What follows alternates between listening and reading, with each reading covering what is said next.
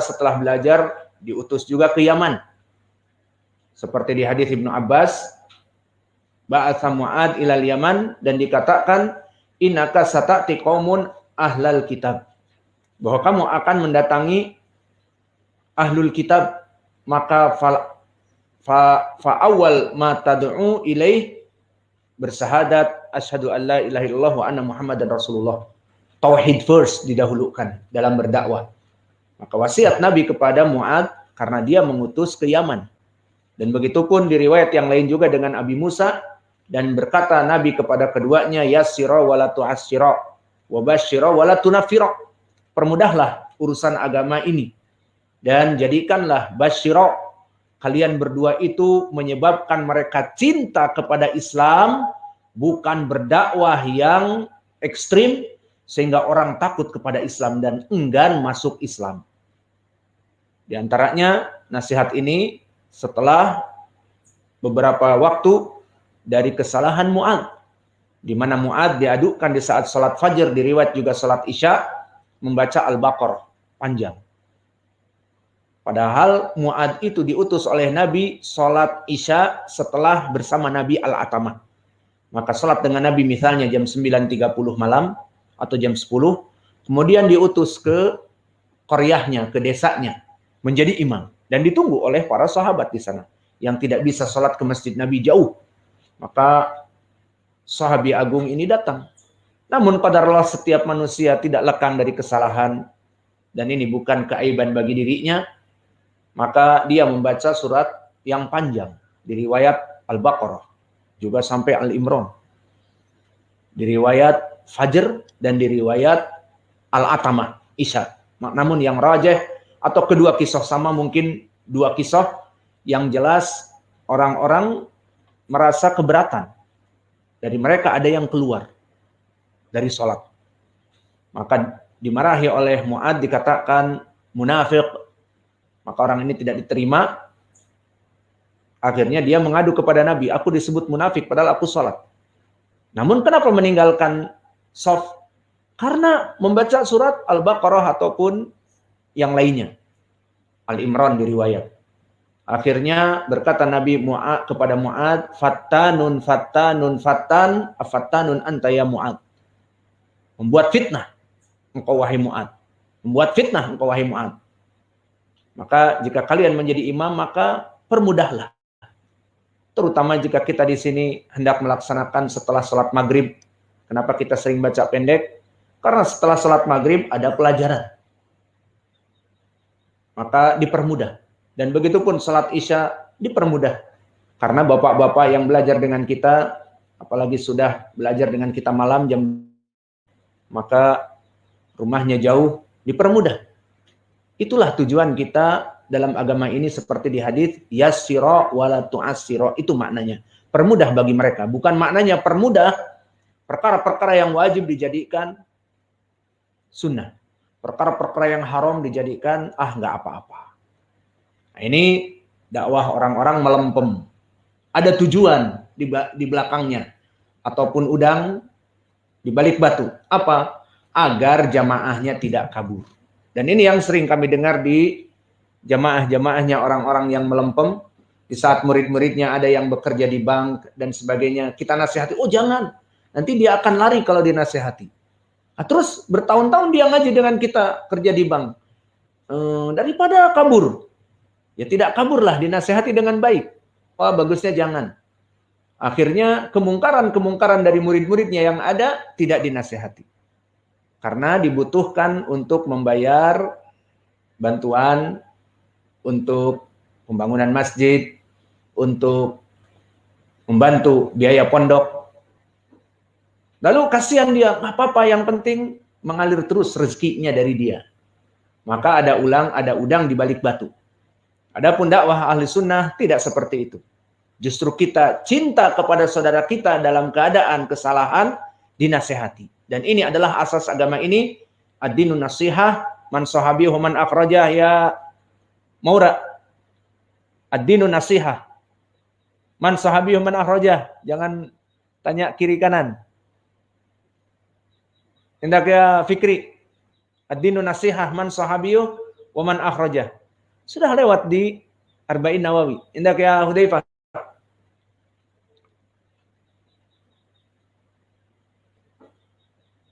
Akhrajahu man?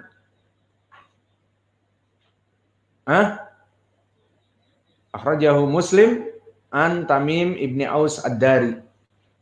Maka disinilah dakwah ahli sunnah. Kembali kepada permasalahan matan sekarang. Setelah selesai berujung sanadnya kepada Abdullah ibnu Mughaffal, maka kita masuk kepada matnul hadis. Bahwa Nabi Muhammad SAW bersabda, "Shallu qabla salatil maghrib, qala fi tsalitsah." Liman sya'a. Maknanya Nabi mengatakan 3 kali. Shallu qabla salatil maghrib. Salatlah kalian sebelum salat maghrib. Kemudian setelah mengatakan 3 kali, liman sya'a, bagi mereka yang hendak salat. Di dalam hadis ini barakallahu fikum, wajah pendalilannya jelas dengan bab ini, di mana Imam Al-Bukhari kita katakan selain muhaddits juga dia usuli. Kuat sekali pendalilan usulnya, di mana dia mengatakan tidak semua lafaz-lafaz perintah memberikan makna wajib bisa jadi sunnah, turun dari wajib, dengan catatan apa? Adanya sharif atau pemaling dari yang wajib. Di sini saya mau tanya, mana pemalingnya? Sudah kita lewati. Kalimat liman sya'a. Berarti sharifnya muttasil atau munfasil? Muttasil. Karena perintah amarnya di dalam hadis ini dan sharif pemalingnya di dalam hadis ini. Itu maknanya. Maka disebutkan shallu qabla sholatil maghrib, 2 rakaat, seakan-akan perintahnya wajib. Karena fi'lun amr. Salatlah. Kemudian disebutkan liman sya'a, bagi yang mampu. Maka kalimat liman sya'a, bagi yang mampu, menandakan bukan wajib. Kenapa? Karena jika wajib di dalam syariat memang perkaranya wajib, Nabi dan Allah tidak akan pernah mengatakan bagi yang mampu. Jika wajib. Contohnya puasa Ramadan. Allah mengatakan kutiba alaikumusiyam. Diwajibkan bagi mereka orang-orang yang melaksanakan puasa. Namun jika dikatakan, tapi bagaimana dengan haji dan umroh? Bahkan di Al-Quran disebutkan, man istata'a ilaihi sabila, maknanya bukan turun kepada sunnah, tetapi wajibnya itu bagi yang mampu. Karena ini haji berbeda dengan puasa, berbeda dengan sholat, berbeda dengan ibadah yang lainnya. Dia butuh rihlah dari negerinya ke Makkah, maka butuh uang. Butuh biaya pesawat kalau sekarang. Butuh biaya hotel. Butuh biaya akomodasi, tinggal di hotel beberapa hari, makan dari mana?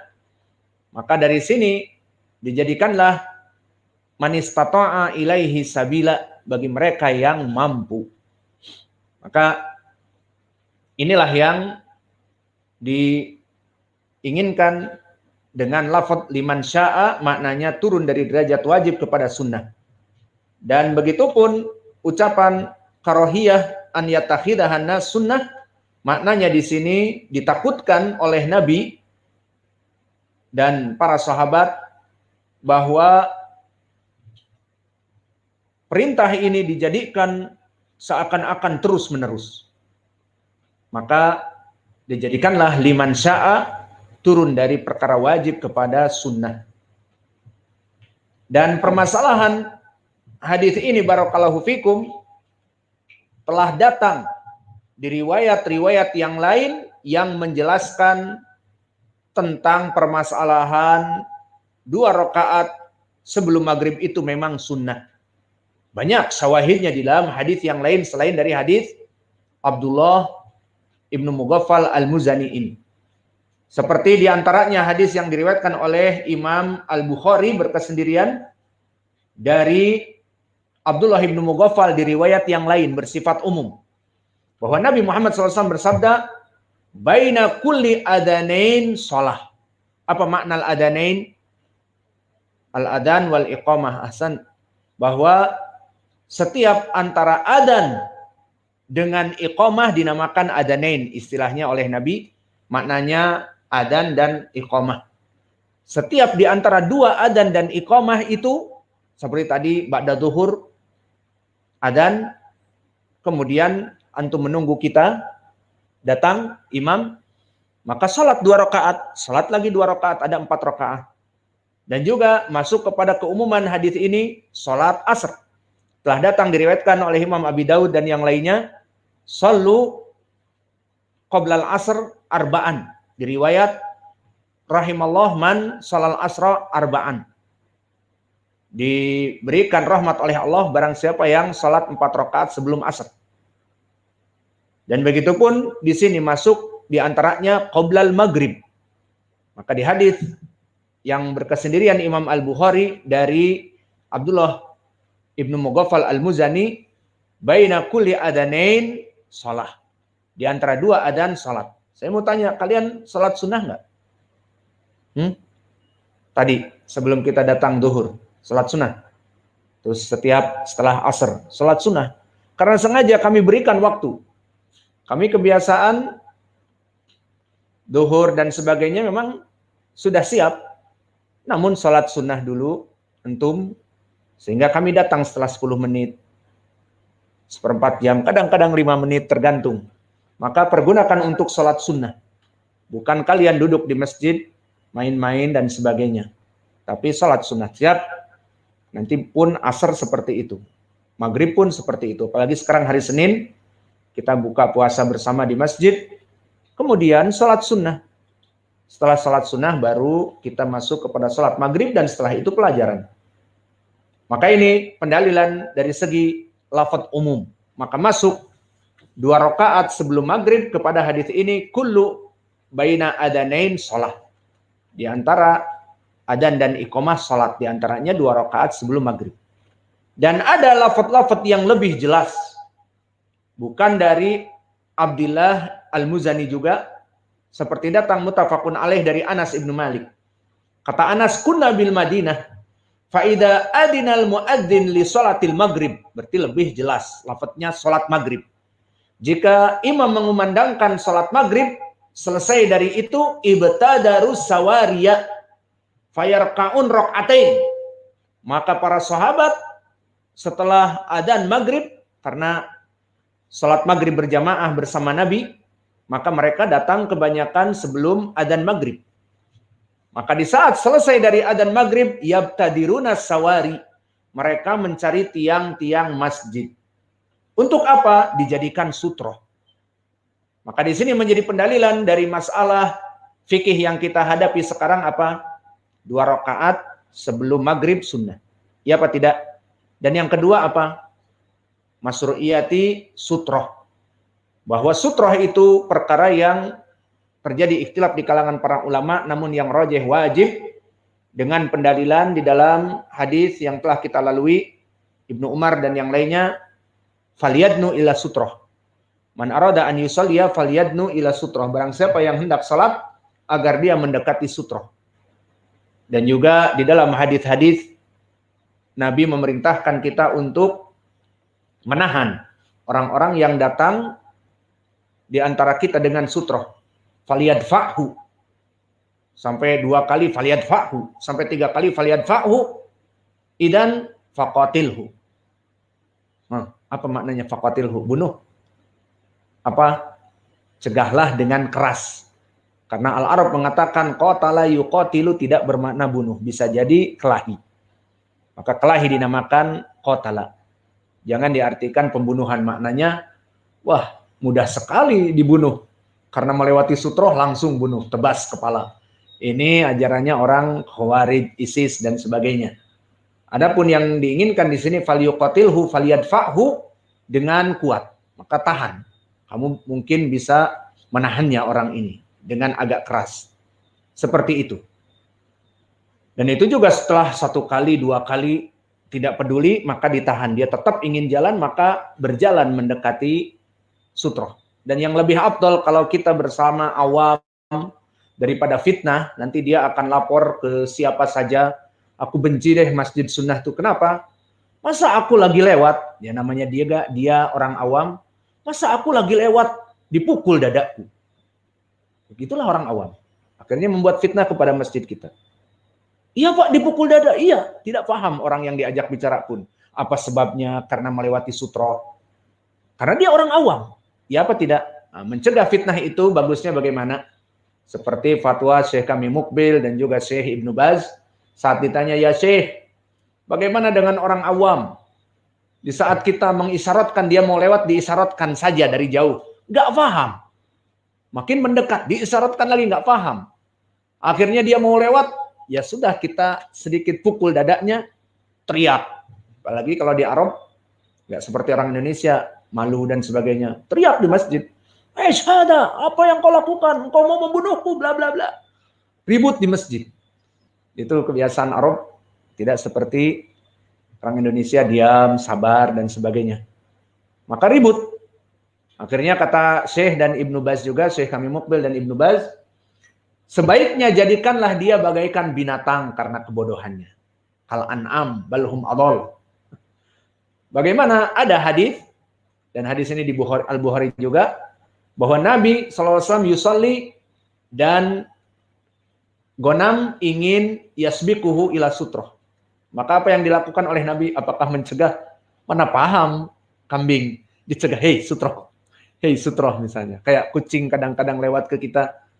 Maka di sini Nabi yataqaddam ilal jidar. Sutrohnya jidar. Fa'al saqobatnahu ilal jidar. Hatta yamur al-gonam. Setelah Gonam lewat, mundur lagi. Nah kata Syekh Mukbil dan Syekh Ibnu Baz sama fatwanya. Jadikanlah orang yang bodoh kepada agama ini bagaikan kambing. Jadi daripada kita ribut dengannya, ditahan, apalagi di masjid ribut, teriak-teriak. Orang ini mau membunuhku, memukul dadaku, mengadu ke takmir masjid, mengadu ke orang-orang, seperti itu keadaannya. Akhirnya, ya udahlah, jalan 2 langkah, tempelkan ke sawari masjid atau tembok, biar orang ini berjalan di belakang kita. Paham? Maka ini lebih baik menjauhi fitnah. Kecuali kita melaksanakan yang demikian, ketulabul ilm, karena bisa jadi mereka lupa. Pertama, misalnya lupa tentang hadis ini. Yang kedua, bisa jadi mereka tidak melihat. Karena sibuk, ada cicak jatuh, memburu cicak, akhirnya cicak itu lewat di antara 2 salat, orang yang salat, maka dia pun mau lewat, nah ditahan oleh temannya. Hei, aku lagi salat. Oh iya, itu tidak apa-apa. Namun orang awam, awas, apalagi bapak-bapak sudah tua lagi. Nah, ini biasanya tukang ribut. Ditahan langsung teriak. Alhasil, faidah dari hadis ini pun sunnah tentang sutroh. Kembali, bahwa aku dulu di Madinah, jika mendengar muadzin salat maghrib, ibtadarus sawariya, maka para sahabat setelah salat maghrib, mereka berbondong-bondong mencari tiang untuk dijadikan sutroh. Dijadikan antara dia dengan yang salat itu penghalang. Dan disebutkan, Inna rajula al-ghoriba la yadkhulul masjida fayahsibu anna salata qad suliyat min kathrati man yusallihima. Lihat bagaimana sunnah ini. Sunnah ini dihidupkan oleh para sahabat sehingga mereka pada salat sebelum maghrib. Karena waktunya pendek. Sehingga salat sunnah ini cepat-cepat. Sebelum Nabi datang, salat maghrib. Maka kata Anas, jika datang orang yang gharib, orang yang stranger, orang yang aneh, tamu dari selain Madinah misalnya, pertama kali melihat pemandangan ini, mereka akan menyangka bahwa sholat maghrib telah selesai. Kenapa? Karena mereka pada sholat sunnah sebelum maghrib misalnya. Pas mereka masuk, melihat keadaan ini, oh udah sholat maghrib. Seperti itu, kata Anas. Kenapa? Karena semua pada sholat sunnah, 2 rakaat. Dan begitu pun di riwayat yang lain dari Anas bin Malik, penguat juga, diriwayatkan berkesendirian Imam Muslim. Disebutkan oleh Anas bin Malik bahwa kami dulu bersama Nabi melaksanakan sholat rakaatain setelah adzan maghrib, qabla sholatil maghrib, sebelum sholat maghrib, setelah adzan maghrib. Fakultu lahu akana Rasulullah sallallahu alaihi wasallam shallahuma qala kana yarana nusallihima falam ya'murna walam yanhana. Maka di saat ditanya oleh Tabi'i Mukhtar Ibnul Fulful, atau Ibnu Fulfulin, apakah kamu melihat bagaimana Nabi melihat para sahabat sholat maghrib, 2 rakaat sebelum maghrib? Qala kana yarana nusallihima, bahwa Nabi melihat kami melaksanakan 2 rakaat, falam ya'murna walam yanhana, dan Nabi tidak memerintahkan azan secara wajib dan tidak melarang, menandakan sunnah. Maka ini pendalilan tentang sunnahnya, hukumnya bukan wajib dan hukumnya bukan haram. Maka hadis ini jelas memberikan faedah kepada kita tentang permasalahan sunnah 2 rakaat sebelum maghrib. Namun minal asaf, sangat sayang, di banyak masjid-masjid, wallahu a'lam, yang kami lihat banyak sekali di Sumatera ini, karena di Jawa kebanyakan melaksanakan 2 rakaat ini. Dan pada waktu itu kami belum mempunyai ma'had berdakwah di Sumatera, maka kami banyak diberikan kesempatan untuk memberikan kajian-kajian sebelum maghrib, setelah sholat maghrib. Maka kadang-kadang diundang, Ustadz malam minggu di masjid fulan, Ustadz malam minggu di masjid sana. Maka kami sholat maghrib dengan mereka jadi imam. Namun yang kebanyakan masjid yang kami masuki, bahkan masjid yang besar di Pulau Punjung, gak usah kita sebut, yang besar, paling besar, jadi masjid agungnya sementara, juga tidak melaksanakan sunnah ini dan mematikannya. Apa itu? 2 rakaat sebelum maghrib. Sehingga kita jika akan mengisi dan mereka ihtiram kepada kita menjadikan imam, namun sayang, padahal saya sudah di belakang muadzin, sengaja setelah la ilaha illallah membaca doa Allahumma rabb hadhihi da'wati tammah dan sebagainya, kemudian sudah saya mau ditunjuk jadi imam. Akhirnya sengaja saya sholat 2 rakaat. Sering ataupun kadang-kadang kita langsung dipotong sholatnya dengan mereka berdiskusi, ini imam, ini si ustadz ini ngapain sholat 2 rakaat?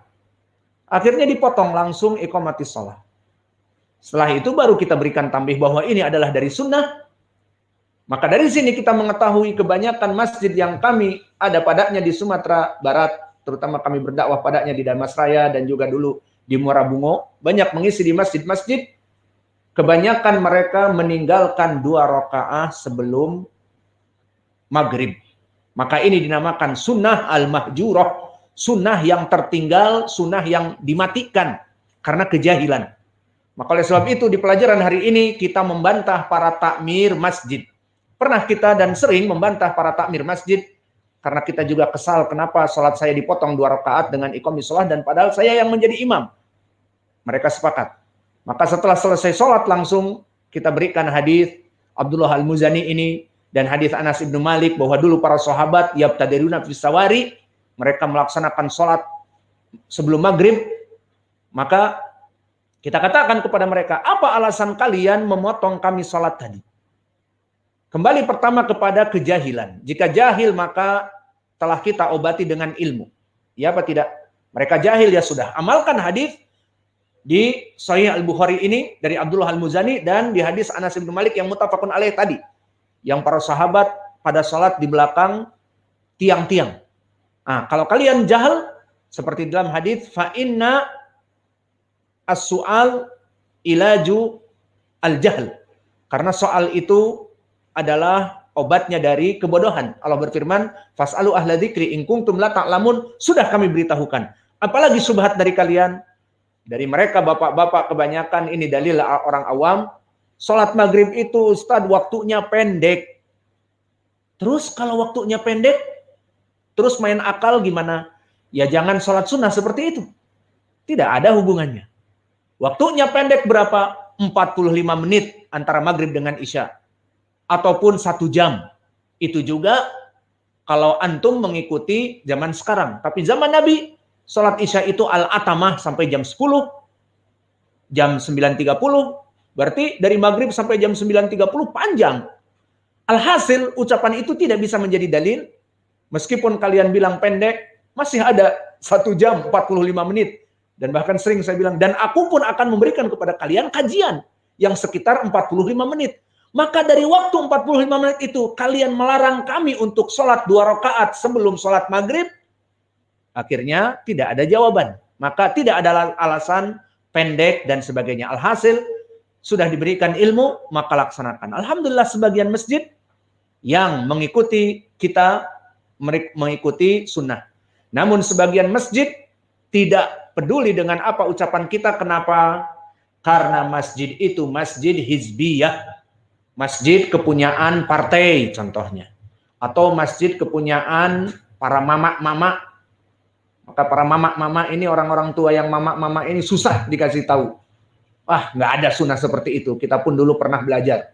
Ya sudah, masjid-masjid yang dipegang oleh mama-mama ini ya akhirnya tidak bisa dihidupkan sunnah.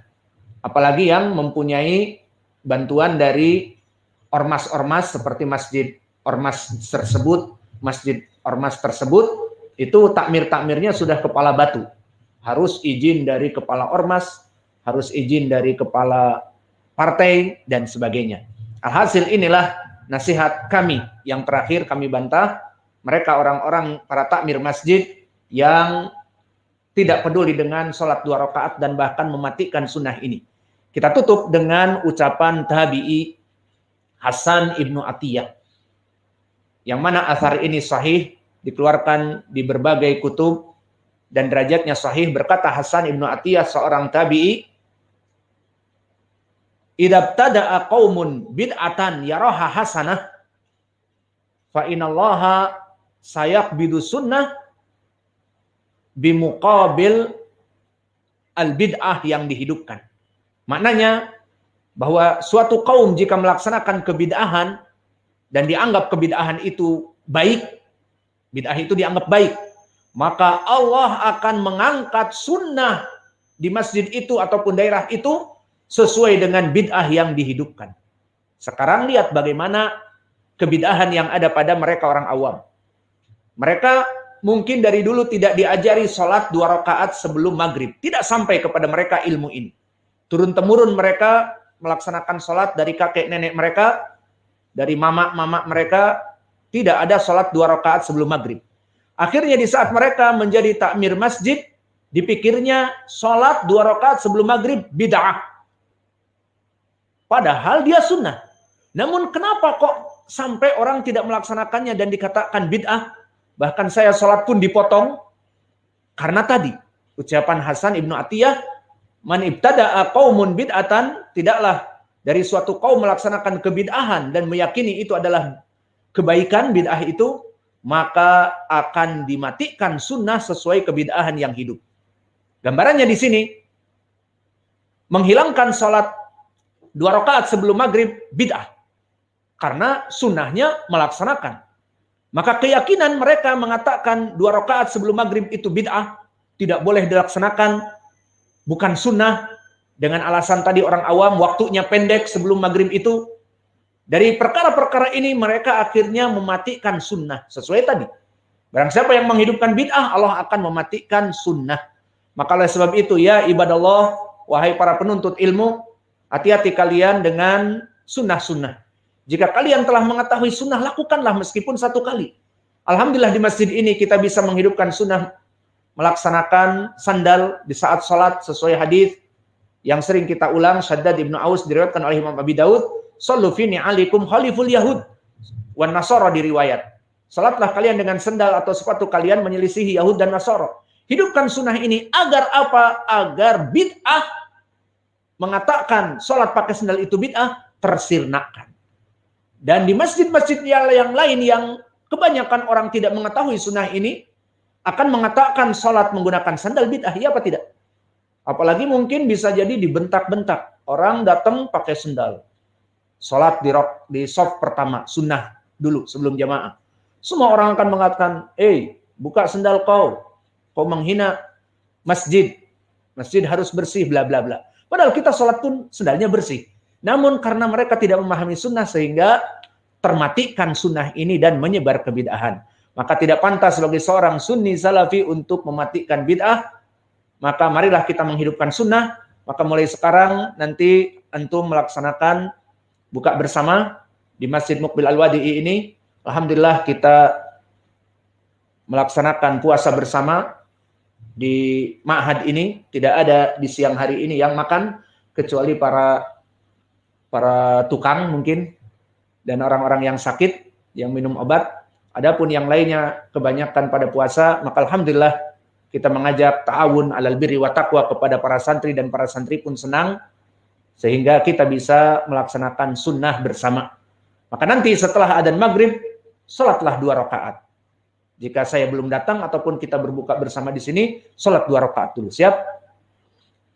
Wa naktafi ila huna wa jazakumullahu khaira wa barakallahu fi ilmikum. Subhanakallahumma bihamdika asyhadu an la